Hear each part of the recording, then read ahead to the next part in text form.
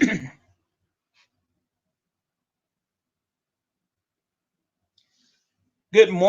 morning, everyone. You are listening to Unapologetic Tea Time with your host, PG. That's me.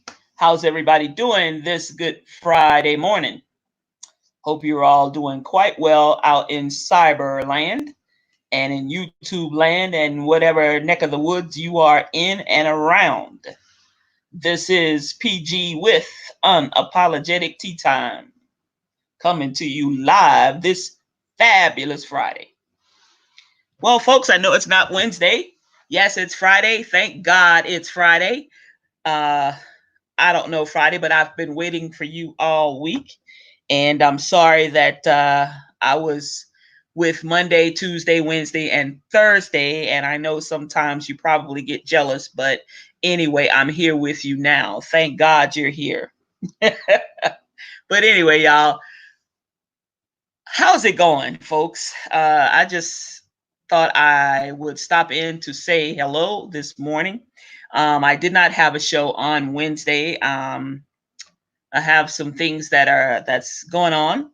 Um, kind of hustling and bustling right now, preparing to go home for a lengthy visit to New Orleans, Louisiana, and to Baton Rouge, where I'm from originally, over the Thanksgiving holiday, and I will be leaving early next week.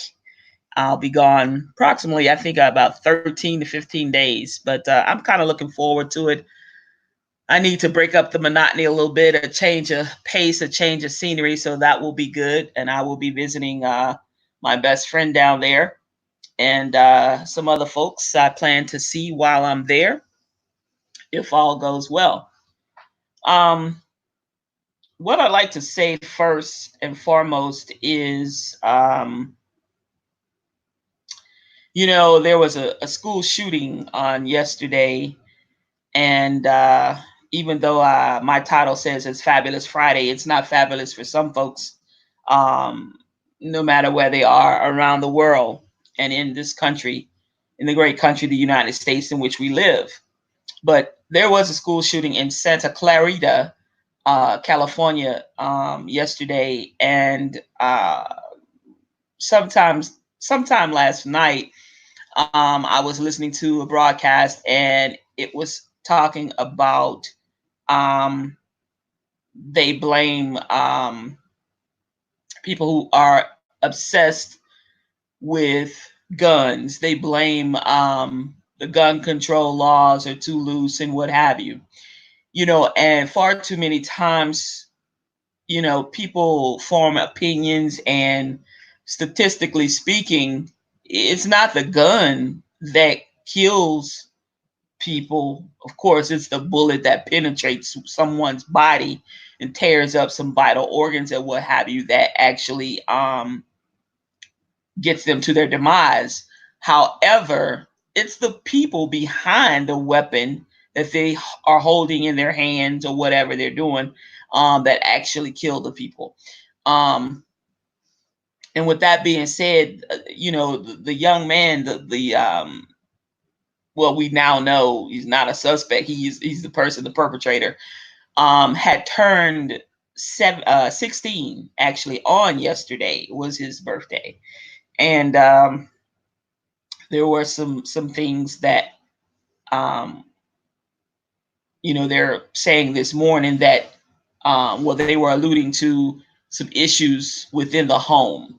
Over the last several years, he is a fatherless child now because I think it was 2017 that his father passed away suddenly from a heart attack, and um, they said that the young man was a very quiet young man. Haven't really said much else about him except that he was just quiet. He was on the track team. He was in the Boy Scouts, and probably a couple other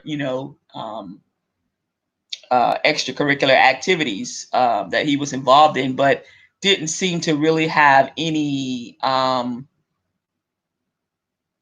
issues where anger management, or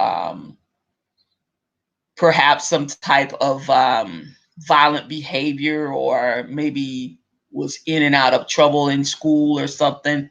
Didn't seem to have that going on. But that brings me to a point, and I'm just, merely talking. This is me and me assessing, the whole situation. Is too many times we take some things for granted and say that he was just a quiet kid.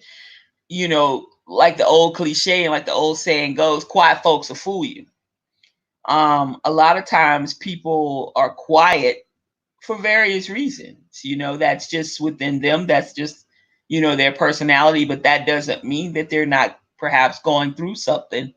Losing his father.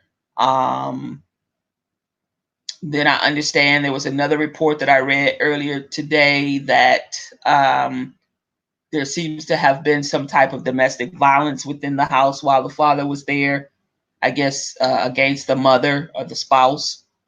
Um, so who knows if this kid wasn't acting out, from anger, from missing his father, from the loss of his father, from who knows, who knows? I don't know. Um, but it's really sad. And it's unfortunate that he wasn't able to receive some type of help or some type of counseling. Maybe this could have been avoided. But I would not go blaming because his dad liked to hunt big game like elk and buffalo and some other things that they said. Um, and the young man tagged along as a kid growing up with his dad on some of the expeditions that the father would go on. So he wasn't per se, I guess, new to weaponry. And more than likely, he was a good shooter, apparently. But it's unfortunate, like I said, that he didn't seek out some counseling, or people maybe perhaps at the school or church, or neighbors, or maybe someone else in the family couldn't have recognized something perhaps maybe just wasn't right. But then again, sometimes people have a way of masking things or hiding things. A lot of times myself, I'll put on a happy face, but I'm really hurting inside, or I don't really feel well, but just because sometimes people will say the most asinine things to you when you're going through something or whatever. Oh, you strong. Oh, you gonna be all right. You good. Oh, shake it off. Something you know, I could barely, you barely got up out the bed because you were so down and depressed or whatever, and somebody tells you shake it off because you're just trying to say, well, man, gee, I'm not feeling so well today, and this depression is wearing my ass out or whatever, and they tell you some shit like that. They never suffer from depression a day in their life. They never suffer from PTSD one fucking day of their life, so they don't fucking really know what it is to what it's like to live, daily, and sometimes everything is going great for you, and then the next morning you wake up, or later during the night you wake up and you can't go back to sleep, and you're up 24, 36 hours or something crazy because you can't sleep, and you feel like your life is passing you by, all kinds of things running through your head. um so yeah, it's unfortunate, and my heart goes out to the young people at Sargus High School, as well as the victims who were injured, and um, the students that were gunned down and they didn't make it, they didn't survive. Um, that right there is really sad. Also, I'd like to shout out my friend Victoria Jackson Dixon. I'd like to ask that you guys who are into prayer or petitioning the universe or Allah or whoever you believe in, or Buddha or whatever, that pray for her strength and her inner peace. She lost her son. He was 25 years old. She's an old high school good friend of mine. We kind of lost touch, the closeness, but we are still friends to this day, and it's nearly 40 years. But yeah, he was gunned down senselessly in Baton Rouge over this past weekend. I think it was on Saturday, and she is preparing to bury her son at the tender age of being 25 years of age. Yes, I'm sorry, y'all. Yes, come in.